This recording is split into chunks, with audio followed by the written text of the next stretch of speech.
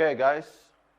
Now in module 2, we have DC-DC power conversion and also DC-AC power conversion.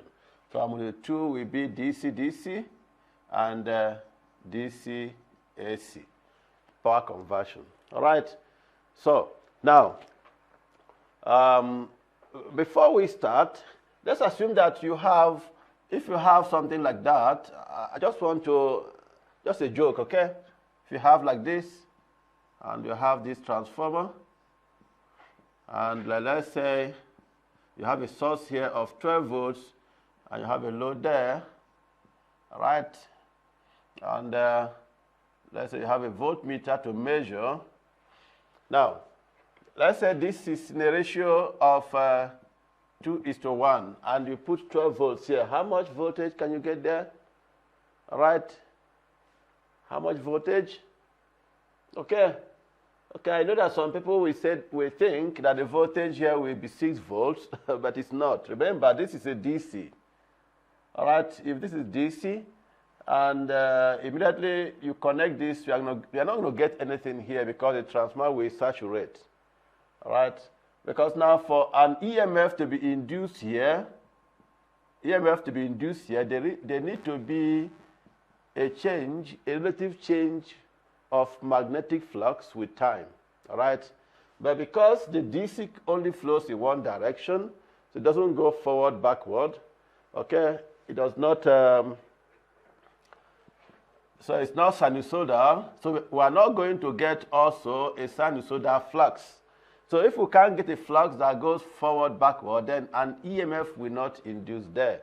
So this will saturate and you won't get anything, okay? And this is the reason why we now say, okay, let's look for a way that we can use to step up or step down DC, since transformer cannot do that, all right? And for you to do that, for us to do that, what we do is, the first thing is, let's say that this is our now, our DC source.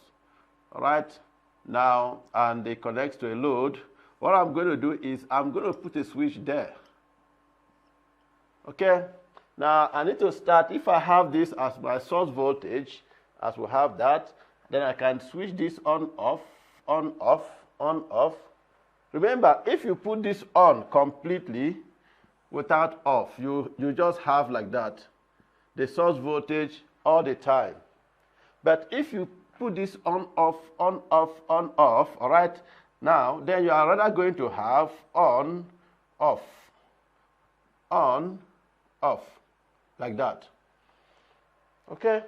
So if I can check the time that the switch is on, and also the time the switch is off, now the time that it is on, which is T on, the time from it to here is T on, and the time of off, T off, from it to here, before it turns on again, now we say that is a period.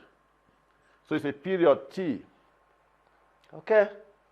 So now it means that if you have a period T, you can easily find even the average value of this, so that you know how much voltage that this load is receiving. Okay? Did you get it? So you can easily calculate that average voltage, because now, the time this one was completely on, like that, without turning on and off, you have like this. So you have the whole of that voltage, Vs. So if it is 20 volts, it's 20 volts. But now, if you start turning this on and off, on and off, on and off, then you are depriving this guy of getting the full voltage. So you can easily calculate the average voltage that the load will receive, okay? So in other words, we'll look for average voltage of this. All right? And that average voltage is our V out. Because now you want to calculate how much voltage that we get there, VO. V out. All right? Now, how do you calculate average voltage? Remember in module 1, right, we tried to calculate RMS value, DC value, or the average value of a signal. So if you have this as a signal and you're asked to calculate the average value, how do you do it? Okay, remember we said average value is what? 1 over period, the integral of 0 to that period of that function. Okay, of the function f of t dt. So now, so if I want to get the average value of this, right? Because that will give us our output voltage. Right? Now, what is this function? This function is just as it is. So if it is Vs, the source voltage, this is a source voltage. All right? Though it stops here, and the 0 here, and then 1 there. But it's Vs. Right? So, in other words, I'm going to have this over t, integral of 0 to t of that. So, which is our Vs with respect to t.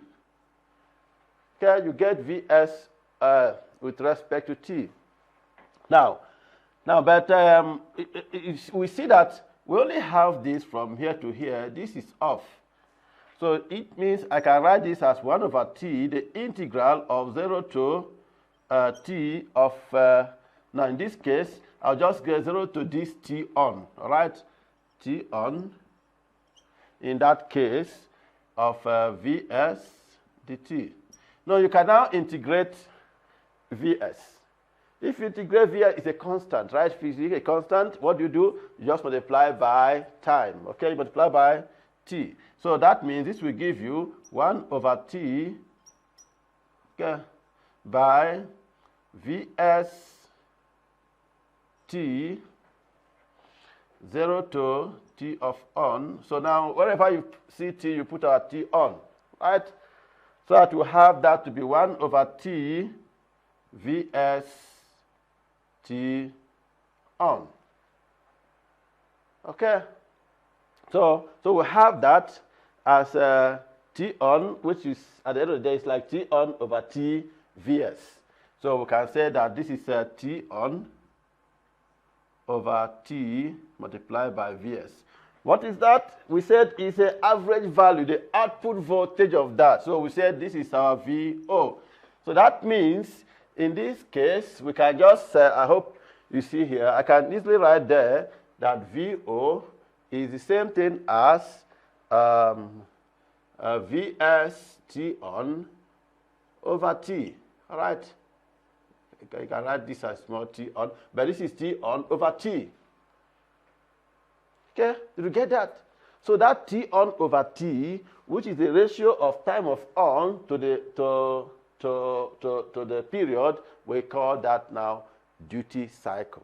So that means that VO is now, this over that is a duty cycle, so we call it KVS or DVS. Sometimes people will write, some books will write DVS, all right, equal to VO. That's your duty cycle, right? So VO is duty cycle multiplied by Vs. Can you see that? All right.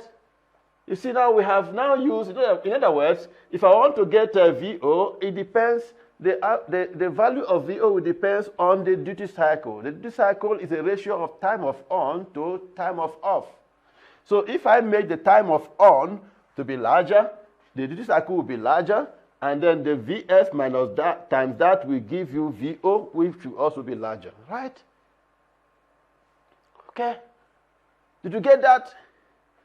All right. So, thank you very much. Let's watch out for the next thing. The next thing will be, how do we switch this on and off? Who is going to be here to switch this on and off? All right? So, we now need a static switch. Okay.